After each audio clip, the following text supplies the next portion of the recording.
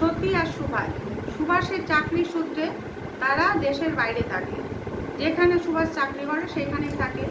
তা সুভাষ হঠাৎ করে তার বউকে বলল যে বাবা মা ফোন করেছিল, ওরা আসছে আর ভাই বোন আসছে।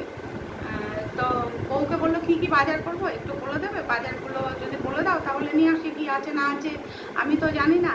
তখন সতী বললো বুড়ো বয়সে আর কি খাবে, ওরা তো গ্রামের মানুষ, ওরা বাবা অত কিছু খেতে পারে না, শাক পাতা ডাল ভাজা খেয়ে অভ্যাস, তুমি বরং কিছু শাক টাক নিয়ে এসো আর একটু মাছ নিয়ে এসো, যে মাছের কাঁটা কম আছে সেই মাছ নিয়ে এসো, ওই রান্না করবো। সুভাষ বললো কেন, একটু মটন আনবো না, এতদিন পর ওরা আসছে, একটু মটন নিয়ে আসি। বলে তোমার বাবা মা আবার কোথায় কতদিন পর পর আসে, কতদিন পর পর আসে কোথায়, তোমার বাবা মা তো কয়েকদিন পর পরই আসে, 2-4 দিন পর পরই আসে বাবা, দেশের বাইরে থেকেও আমাদের শান্তি নেই, হাড় মাংস জ্বালিয়ে গেল প্রত্যেক দিন এদের রান্না করতে করতে। সতী তখন বলতে থাকলো, পর বললো ভেবে দেখো, মাংস আনবো না মটন আনবো না বলছো।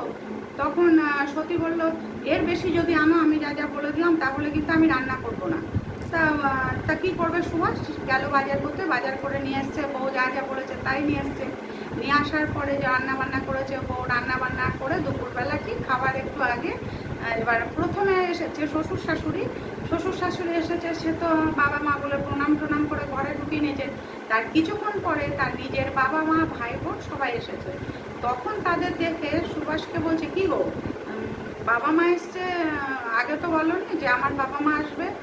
বলে ও বাবা মা, তোমরা যে আমাদেরকে বলনি তো, যে তুমি একবার আমাকে ফোন করে বলতে পারতে তোমরা আসবে। বলে কেন, সুভাষকে তো বলে দিয়েছিলাম ফোন করে যে আমরা আজকে আসবো।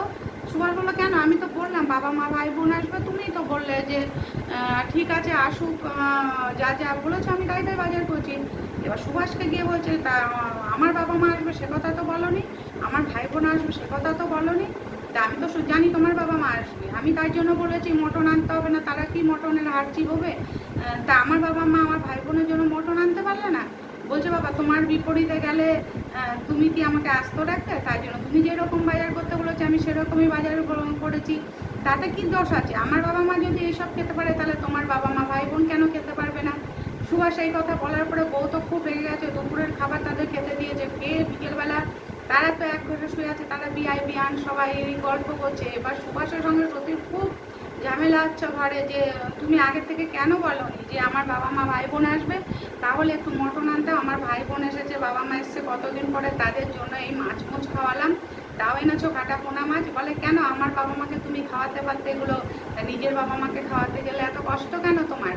তো তোমার বাবা মা, আমার বাবা মা যেমন, আমার বাবা মা কি তোমার বাবা মা নয়, আমার বাবা মা আসছে বললে পুরো বয়সে হাড় চিবোতে পারবে না, তোমার বাবা মারও তো বয়স কম হয়নি।